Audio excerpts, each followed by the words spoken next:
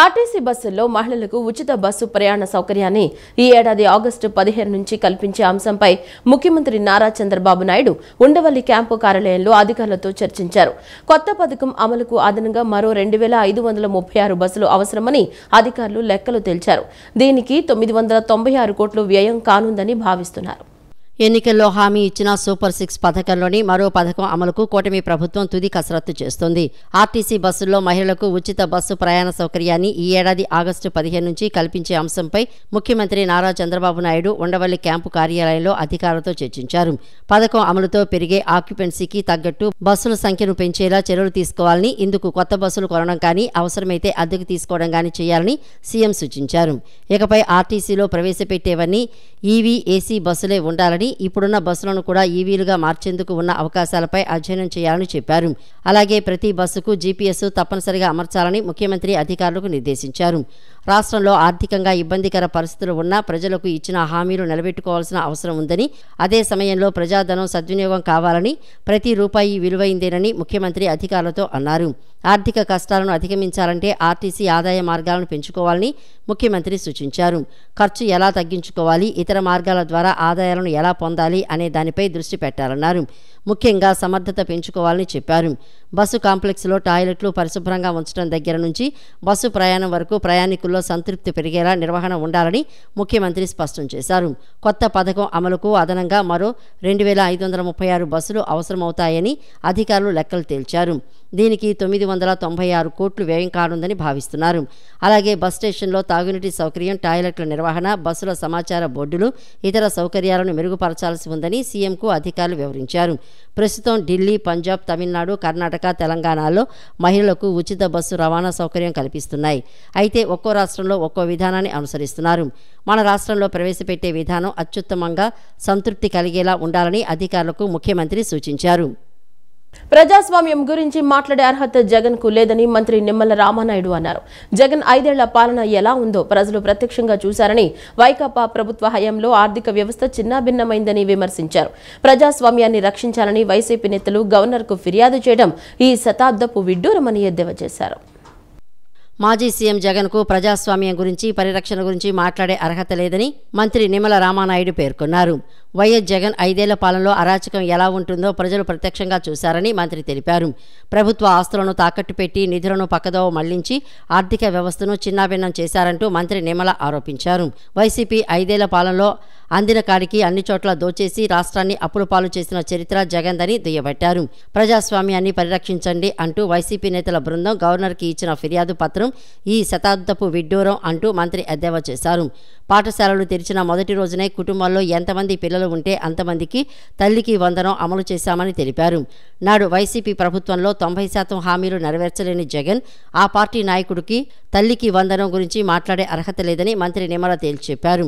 అన్నదాత సుఖీభవ కింద రైతులకు 20,000 రూపాయలను కూటమి ప్రభుత్వం అందజేయనుందని మంత్రి పేర్కొన్నారు.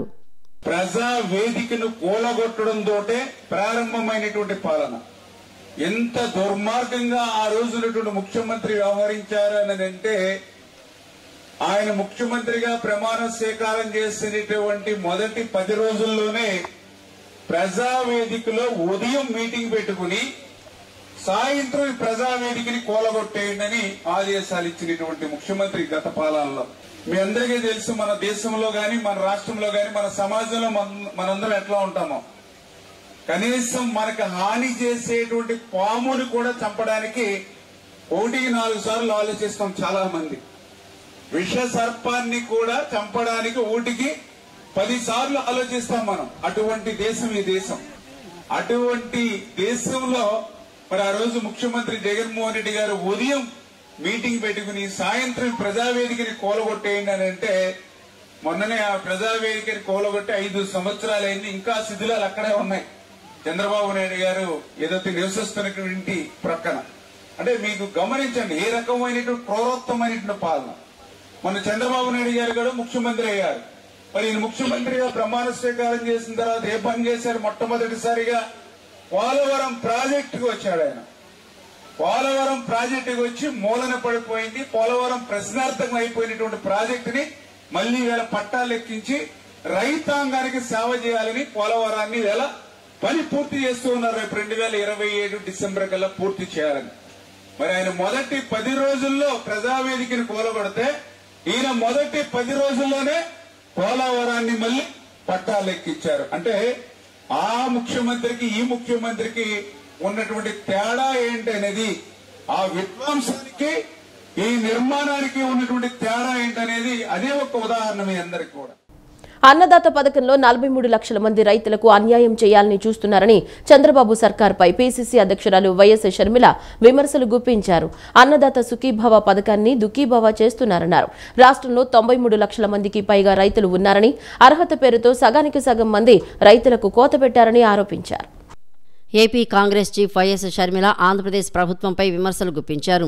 సూపర్ 6 పథకాలు సూపర్ ఫ్లాప్ అయ్యాయని ఎద్దేవా చేశారు. అన్నదాత సుఖీభవ పథకాన్ని అన్నదాత దుఃఖీభవ చేస్తున్నారని ఆరోపించారు. రాష్ట్రంలో రైతులకు, విద్యార్థులకు, మహిళలకు అన్యాయం జరుగుతోందని వైఎస్ షర్మిల విమర్శించారు. బీజేపీకి రాష్ట్రంలోని అధికార, ప్రతిపక్ష పార్టీలు తొత్తులుగా వ్యవహరిస్తున్నాయని మండిపడ్డారు. కాంగ్రెస్ పార్టీ మాత్రమే రాష్ట్రంలో బీజేపీకి ప్రత్యామ్నాయమని స్పష్టం చేశారు. విభజన హామీలు, పోలవరం ప్రాజెక్టు పూర్తి చేయాలంటే కాంగ్రెస్ అధికారంలోకి రావాలని పిలుపునిచ్చారు. పార్టీ బలోపేతం కోసం జిల్లాల పర్యటనలు చేస్తున్నామని, ప్రజల పక్షాన పోరాటాలు చేస్తామని షర్మిల తెలిపారు. రాష్ట్రంలో 93 లక్షల మంది రైతులు ఉంటే అర్హత పేరుతో అన్నదాత సుఖీభవ పథకానికి సగానికి సగం మందికి కోత పెట్టారని అన్నారు.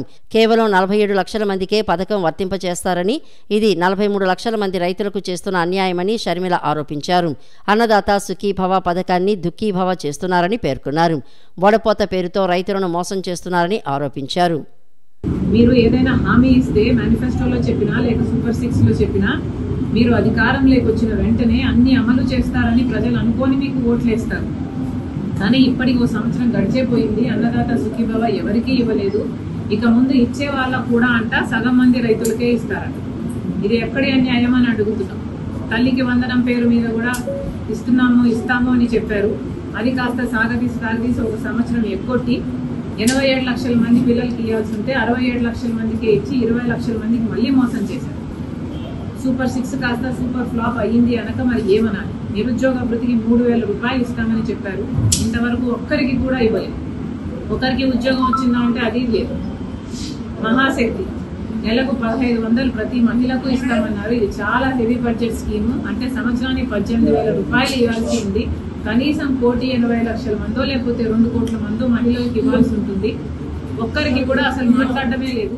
బీజేపీ రాష్ట్ర అధ్యక్ష ఎన్నికకు నోటిఫికేషన్ విడుదలైంది.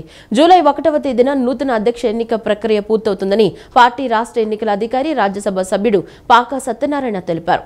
అంతర్గత ప్రజాస్వామ్యం పాటిస్తూ బీజేపీ ప్రతి 3 సంవత్సరాలకోసారి పార్టీ రాష్ట్ర అధ్యక్ష ఎన్నికకు నోటిఫికేషన్ విడుదల చేస్తున్నట్లు సత్యనారాయణ తెలిపారు. బీజేపీ రాష్ట్ర అధ్యక్ష ఎన్నికకు నోటిఫికేషన్ విడుదలైంది. 3 రోజుల్లో ఎన్నికల ప్రక్రియ పూర్తి చేయాలని బీజేపీ అధిష్టానం నిర్ణయించింది. ఈ మేరకు పార్టీ రాష్ట్ర ఎన్నికల అధికారి, రాజ్యసభ సభ్యులు పాకా సత్యనారాయణ విజయవాడలో మీడియా సమావేశం నిర్వహించి ఎన్నికల షెడ్యూల్ ప్రకటించారు. జూలై 1వ తేదీన పార్టీ నూతన అధ్యక్ష ఎన్నిక ప్రక్రియ పూర్తవుతుందని చెప్పారు. ప్రజాస్వామ్యబద్ధంగా అంతర్గత ప్రజాస్వామ్యం పాటిస్తూ బీజేపీ ప్రతి 3 సంవత్సరాలకి ఒకసారి బీజేపీ రాష్ట్ర అధ్యక్ష ఎన్నికకి నోటిఫికేషన్ విడుదల చేయడం జరుగుతుందని ఎంపీ పాకా సత్యనారాయణ వెల్లడించారు. 30వ తేదీన నామినేషన్ స్వీకరణ, అదే రోజు సాయంత్రంలోపు ఉపసంహరణ, 1వ తేదీన రాష్ట్ర అధ్యక్షుల ఎన్నిక జరుగుతుందని తెలిపారు. కర్ణాటక ఎంపీ పీసీ మోహన్ నేతృత్వంలో ఎన్నిక జరగనుందని చెప్పారు. స్టేట్ కౌన్సిల్ మెంబర్స్ ఓటర్లుగా ఉంటారని అన్నారు. జిల్లా అధ్యక్షులు, 8 మంది శాసనసభ్యులు, 5 ఎంపీలు, 1 శాసనమండలి సభ్యులు ఎలక్షన్ జాబితాలో ఉంటారని తెలిపారు. ఇప్పటి వరకు 25 లక్షల మంది పార్టీ సభ్యత్వం తీసుకున్నారని పేర్కొన్నారు. ఆంధ్రప్రదేశ్ రాష్ట్రానికి సంబంధించి ఈ యొక్క ఎన్నికల నోటిఫికేషన్ ఈరోజు భారతీయ జనతా పార్టీ పక్షాన మేము విడుదల చేయడం జరుగుతూ ఉంది. ఈ నెల 29వ తేదీన నోటిఫికేషన్ విడుదల చేయటం, ఈ నోటిఫికేషన్లో ఈ రాష్ట్రంలో వండుకున్నటువంటి రాష్ట్రాధ్యక్షుని ఎంపిక చేసుకునేటటువంటి ఓటర్ల జాబితాని ఇక్కడ బహిర్గతపరచడం, మీడియా ద్వారా దాన్ని తెలియపరిచేటటువంటి ప్రక్రియ 29. 30వ తేదీన ఉదయం 11 గంటల నుంచి 1 గంట వరకు నామినేషన్ల యొక్క స్వీకరణ, ఆ స్వీకరించినటువంటి నామినేషన్ల యొక్క స్క్రూట్ని 1 నుంచి 2 గంటల వరకు 1 గంట పాటు దాని యొక్క నామినేషన్ల దాన్ని స్క్రూట్నీ చేసేటటువంటి ప్రక్రియ. ఆ తదనంతరం సాయంత్రం 4 గంటలలోపు ఉపసంహరణ. ఈ ఉపసంహరణ తర్వాత 1వ తేదీనే ఈ యొక్క రాష్ట్ర అధ్యక్షుడికి సంబంధించినటువంటి పేరుని ఖరారు చేసేటటువంటి ప్రక్రియ. ఫోన్ ట్యాపింగ్ అంశంలో బీఆర్ఎస్ నేత కేటీఆర్ పై తప్పుడు కథనాలు ప్రసారం చేశారని అభ్యంతరం వ్యక్తం చేస్తూ బీఆర్ఎస్ కార్యకర్తలు మహా న్యూస్ కార్యాలయంపై దాడికి దిగిన విషయం తెలిసిందే. మహా న్యూస్ కార్యాలయం అద్దాలు, ఫర్నిచర్ను, స్టూడియోను ధ్వంసం చేశారు. ఆఫీసుకు లోపలికి ప్రవేశించి బీఆర్ఎస్ కార్యకర్తలు విధ్వంసానికి పాల్పడ్డారు. ఈ దాడిపై ఏపీ సీఎం చంద్రబాబు స్పందించారు. మహా న్యూస్ కార్యాలయంపై జరిగిన దాడి ఖండించారు. ఈ మేరకు ప్రకటన విడుదల చేశారు. హైదరాబాద్లోని మహా న్యూస్ ఛానల్ కార్యాలయంపై దాడి చేసి విధ్వంసం సృష్టించడం దారుణమన్నారు. ప్రజాస్వామ్యంలో ఇలాంటి దాడులకు చోటు లేదని సీఎం చంద్రబాబు అభిప్రాయపడ్డారు. బెదిరింపులు, దాడులతో మీడియాను కట్టడి చేయాలనే ఆలోచన మంచిది కాదని, ప్రజలు, సమాజం దీన్ని ఆమోదించారని ఏపీ సీఎం స్పష్టం చేశారు. మహా న్యూస్ యాజమాన్యానికి, సిబ్బందికి, జర్నలిస్టులకు సీఎం చంద్రబాబు సంఘీభావం ప్రకటించారు. నా ఎస్సీలు, నా బీసీలు, నా ఎస్టీలు అని చెప్పిన జగన్మోహన్ రెడ్డి అధికారంలో ఉన్నప్పుడు రంగులు మార్చారని మంత్రి సవిత విమర్శించారు. ప్రతి దానిని రాజకీయం చేశారని, ప్రతి దానిలోనూ తన ఫోటోలుండాలని అనుకున్నారని వ్యాఖ్యానించారు. ఆఖరికి పిల్లలు చదువుకునే పుస్తకాలపై, బెల్టులపై, బ్యాగులపై తన బొమ్మలు ముద్రించుకున్నారని విమర్శలు చేశారు. వైసీపీ హయాంలో అన్నా క్యాంటీన్లను మూసేసి పేదలకు ఆకలి బాధ మిగిల్చారని మండిపడ్డారు. అధికారంలోకి రాగానే అన్నా క్యాంటీన్లు ప్రారంభిస్తామని ఇచ్చిన మాటను నిలబెట్టుకున్నామన్నారు. ప్రజల సొమ్ము ప్రజలతో అప్పు తీసుకుని ఆత్మహత్య చేసుకున్న వ్యక్తికి విగ్రహం పెట్టి పూలారమైనటువంటి ఏంటి సంకేతం? ప్రజలకు ఏం మెసేజ్ ఇస్తున్నారు? యువతను రెచ్చగొడుతున్నారు. దయచేసి వైసీపీ కార్యకర్తలందరూ ఆలోచించండి. ఈ రోజు ఆయన మిమ్మల్ని వాడుకుంటున్నాడు, మిమ్మల్ని రెచ్చగొడుతున్నారు. దయచేసి మీరు బాగుండాలనుకుంటే ఒక్కసారి ఆలోచించండి. మీ వైసీపీ కార్యకర్త కారు కింద పడి చనిపోతే లాగి పక్కకు పడేశారు.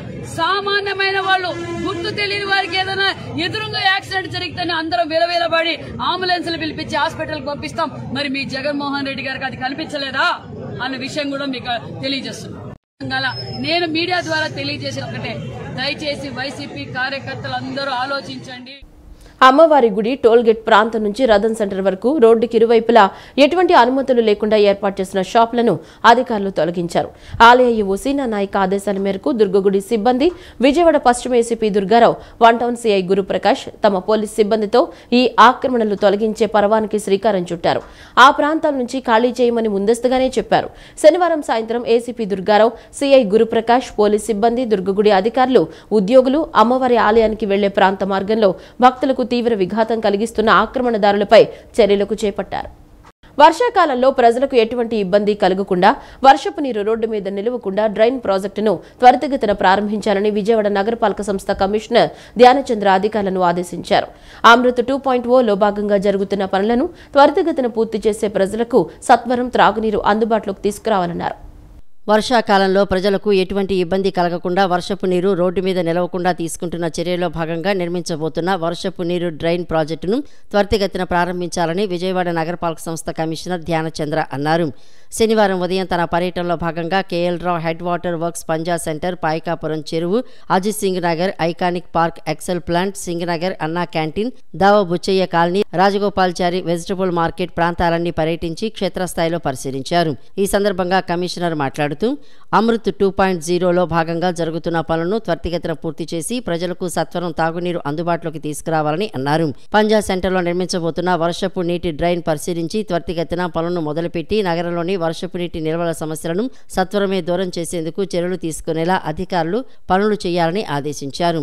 నగరంలో ప్రజలకు అవసరమైన చోటల్లా రోడ్లను నిర్మించి ఎటువంటి ఇబ్బందులు తలెత్తకుండా చూడాలని పాయకాపురం చెరువు వద్ద నిర్మిస్తున్న రోడ్లను పరిశీలించి కమిషనర్ అన్నారు. తదుపరి అజిత్ సింగ్ నగర్ వద్ద గల ఐకానిక్ పార్కును పరిశీలించి పార్కులో చేపట్టాల్సిన అభివృద్ధి పనులను త్వరితగతిన మొదలుపెట్టి ప్రజలకు అందుబాటులోకి తీసుకురావాలని అధికారులను ఆదేశించారు. గార్బేజ్ ట్రాన్స్ఫర్ స్టేషన్ పరిశీలించి అక్కడ ఉన్న చెత్తను ఎప్పటికప్పుడు జిందాల్కి తరలించేందుకు అధికారులు చర్యలు తీసుకోవాలని అన్నారు. సింగ్ నగర్ అన్నా క్యాంటీన్ను పరిశీలించి ప్రజలకు ఎటువంటి ఇబ్బంది తలెత్తకుండా తాగునీటి సరఫరా, వాడుక నీటి సరఫరా, పారిశుద్ధ్య నిర్వహణ, ఆహారంలో నాణ్యత, పనివేళల్లో సమయపాలన ఖచ్చితంగా జరిగేలా ప్రతి ఒక్క నోడల్ ఆఫీసర్లు తమ అన్నా క్యాంటీన్ను పరిశీలించేటప్పుడు చూసుకోవాలని పేర్కొన్నారు. విజయవాడ ఇంద్రకీలాద్రిని 100 కోట్లతో పూర్తిగా అభివృద్ధి చేసేందుకు విజన్ 2029లో భాగంగా బృహత్తర ప్రణాళిక సిద్ధమైంది. కేంద్రం ప్రసాద్ పథకం కింద నిధులు మంజూరు చేయించేందుకు విజయవాడ ఎంపీ కేశినేని చిన్ని చాలాసార్లు ప్రతిపాదనలు ఇచ్చారు. కేంద్ర మంత్రిని సైతం కలిసి విజ్ఞప్తి చేశారు. ఎమ్మెల్యే సుజనా చౌదరి ఆధ్వర్యంలో ఈ బృహత్తర ప్రణాళికను తయారు చేశారు. విజయవాడ ఇంద్రకీలాద్రిని 100 కోట్ల రూపాయలతో పూర్తిగా అభివృద్ధి చేసేందుకు విజన్ 2029లో భాగంగా బృహత్తర ప్రణాళిక సిద్ధమైంది. ప్రధానంగా భక్తుల సౌకర్యాలే కేంద్రంగా ఆలయాన్ని పూర్తిగా అభివృద్ధి చేసేలా ప్రతిపాదనలు సిద్ధం చేశారు. ఆలయానికి వచ్చే భక్తులకు ప్రస్తుతం సరైన మార్గం లేదు. ఇంకా పార్కింగ్ సమస్యలు, కాటేజీల కొరత సహా అనేక ఇబ్బందులకు గురవుతున్నారు. వీటన్నింటినీ పరిష్కరించడమే లక్ష్యంగా బృహత్తర ప్రణాళిక వేశారు.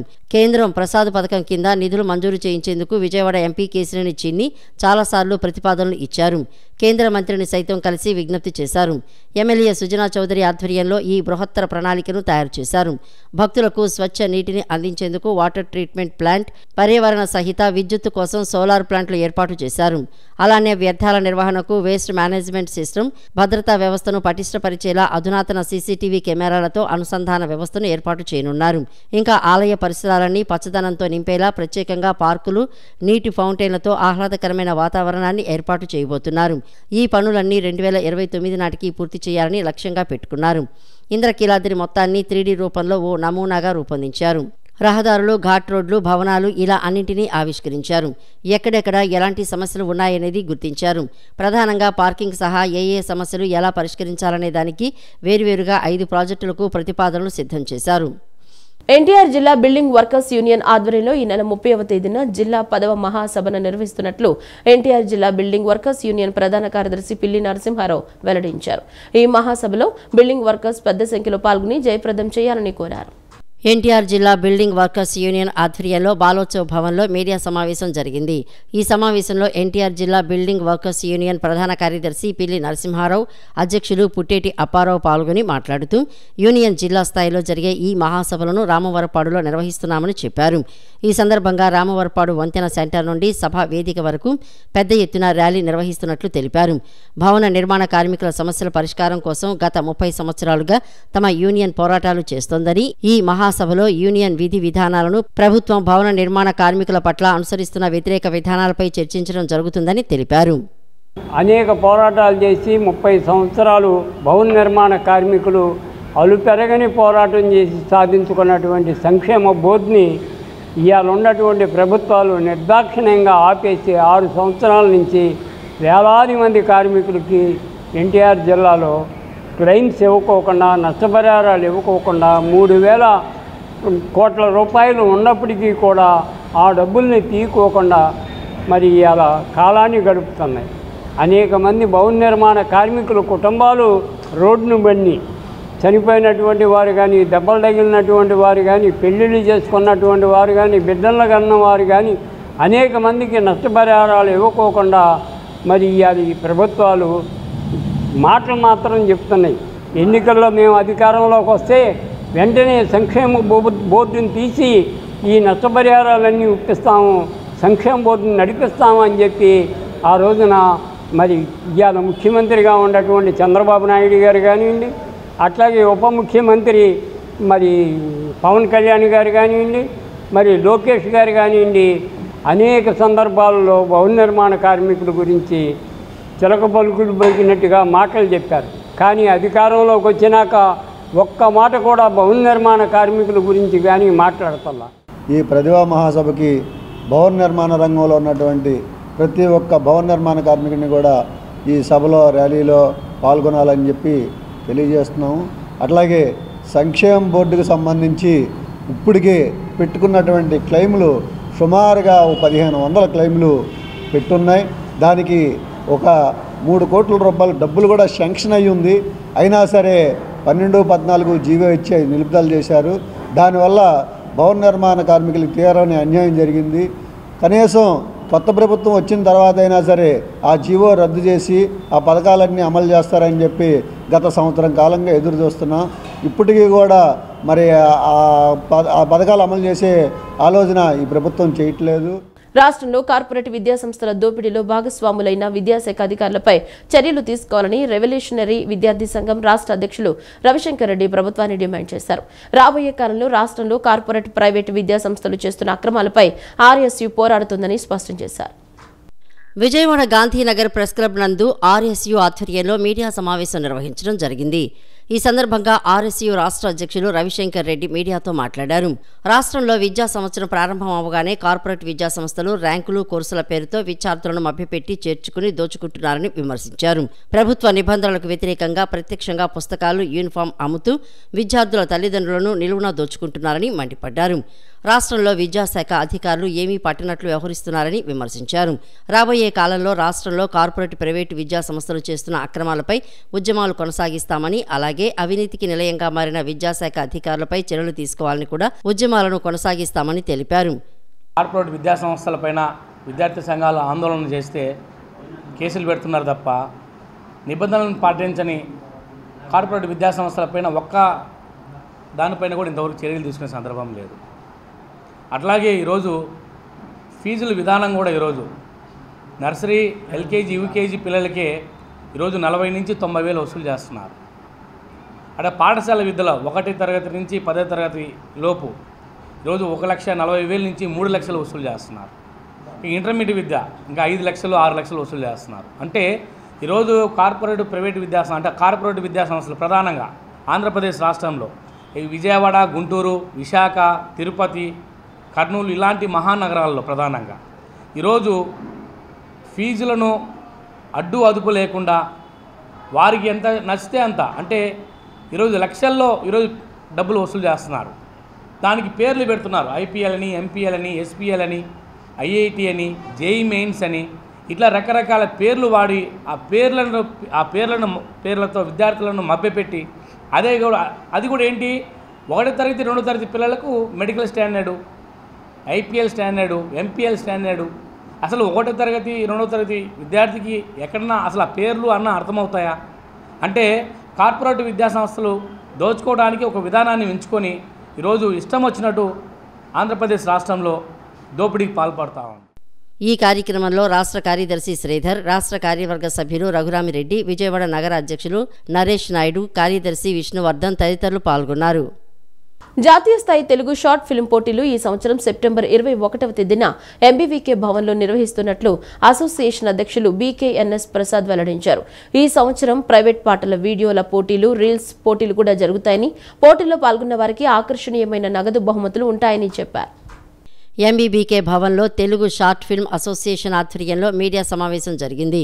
ఈ కార్యక్రమంలో అసోసియేషన్ అధ్యక్షులు BKNS Prasad, secretary B Ashok, సభ్యులు పాల్గొని మాట్లాడుతూ జాతీయ స్థాయి తెలుగు షార్ట్ ఫిల్మ్ పోటీలు ఈ సంవత్సరం సెప్టెంబర్ 21వ తేదీ గురజాడ అప్పారావు జయంతి సందర్భాన్ని పురస్కరించుకొని మాకినేని బసవపున్నయ్య విజ్ఞాన కేంద్రం, చుక్కపల్లి పిచ్చయ్య ఏసీ ఆడిటోరియంలో పోటీలు నిర్వహించడం జరుగుతుందన్నారు. ఈ సంవత్సరం ప్రైవేటు పాటల వీడియోల పోటీలు, రీల్స్ పోటీలు కూడా జరుగుతాయని, గెలుపొందిన వారికి ఆకర్షణీయమైన నగదు బహుమతులు అందజేస్తామని చెప్పారు. పోటీల్లో పాల్గొనదలిచిన వారు సెప్టెంబర్ 5వ తేదీలోపు షార్ట్ ఫిల్మ్, ప్రైవేటు పాటల వీడియో, రీల్స్ పంపాలని పేర్కొన్నారు. ఉదయం 10 గంటల నుంచి రాత్రి 8:30-9 వరకు జరుగుతాయి. అది కూడా ఇండస్ట్రీలో ఉన్న పెద్దలు ఎవరైతే ఉంటారో, డైరెక్టర్లు ఉన్నాయి, రైటర్లు, వాళ్ళని తీసుకొచ్చి వాళ్ళ సమక్షంలో ఈ ప్రైజ్ డిస్ట్రిబ్యూషన్లో జరపడం జరుగుతుంది. షార్ట్ ఫిల్మ్ అంటే చిన్న సినిమా, పెద్ద సందేశం.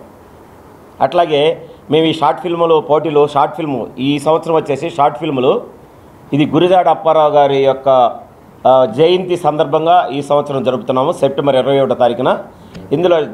ఇందులో షార్ట్ ఫిల్మ్స్ వచ్చే షార్ట్ ఫిల్మ్ పోటీలు, రీల్స్ పోటీలు, అలాగే ప్రైవేట్ పాటల పోటీలు జరుగుతాయి.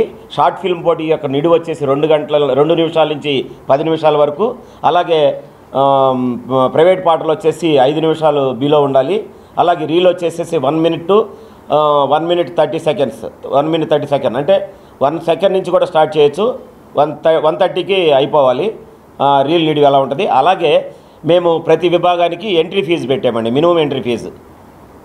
షార్ట్ ఫిల్మ్కి వచ్చేసి 500 రూపాయలు, ప్రైవేట్ పాటలు కూడా 500 రూపాయలు, అలాగే రీల్కి వచ్చేసి 200 రూపీస్ పెట్టడం జరిగింది.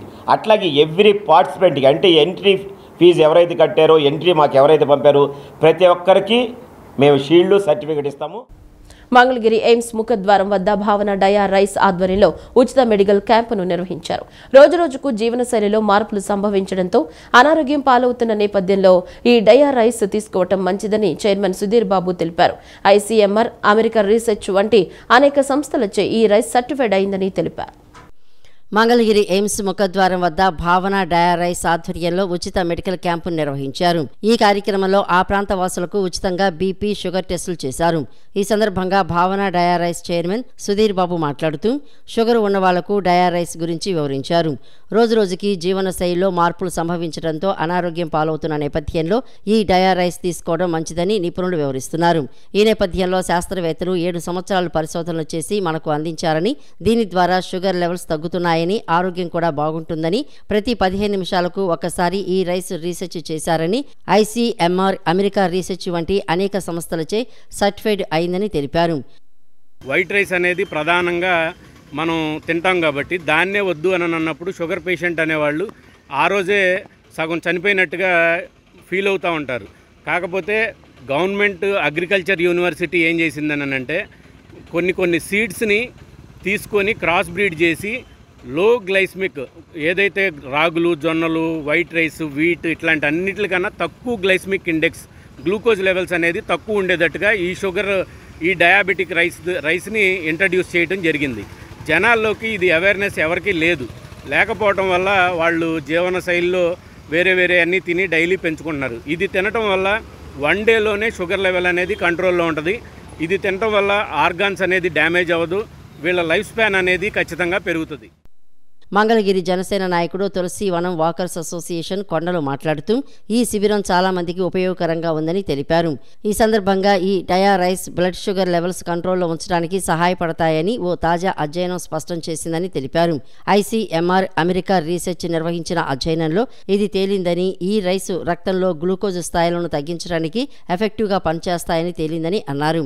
డయాబెటీస్, గుండె సమస్యలు, క్యాన్సర్, అనేక జీవక్రియ సమస్యల నుంచి రక్తస్రావాన్ని, రక్తంలో చక్కెర స్థాయిలను తగ్గించడానికి, డయాబెటిక్ ఎలుకల్లో మధుమేహం రాకుండా నిరోధించడానికి రైస్ ఎఫెక్టివ్గా ఉంటుందని అధ్యయనంలో తేలిందని తెలిపారు. భావన డయాబెస్ట్ రైస్, ఈ రైస్ కనుక తీసుకున్నట్లయితే ఇది శాస్త్రవేత్తలతో రూపొందించినటువంటి డయాబెస్ట్ రైస్గా కంపెనీ వాళ్ళు చెప్తున్నారు. ఇది కూడా మనం అనుభవపూర్వకంగా ప్రజలందరూ కూడా తెలుసుకొని ఈ డయాబెస్ట్ రైస్ని మీరు వాడి సత్ఫలితాలు పొందాలని చెప్పి మేము మనస్ఫూర్తిగా కోరుకుంటున్నాం. మేము కూడా మా తులసి వనం వాకర్ సభ్యులను కూడా చక్కగా ఒక ప్యాకెట్ తీసుకున్న షుగర్ పేషెంట్స్ అందరూ కూడా ప్రజలు కూడా దీన్ని వాడి సత్ఫలితాలు పొందాలని చెప్పి ఈ సందర్భంగా కోరుకుంటున్నాం. ఈ వార్తలు ఇంతటితో సమాప్తం. నమస్కారం.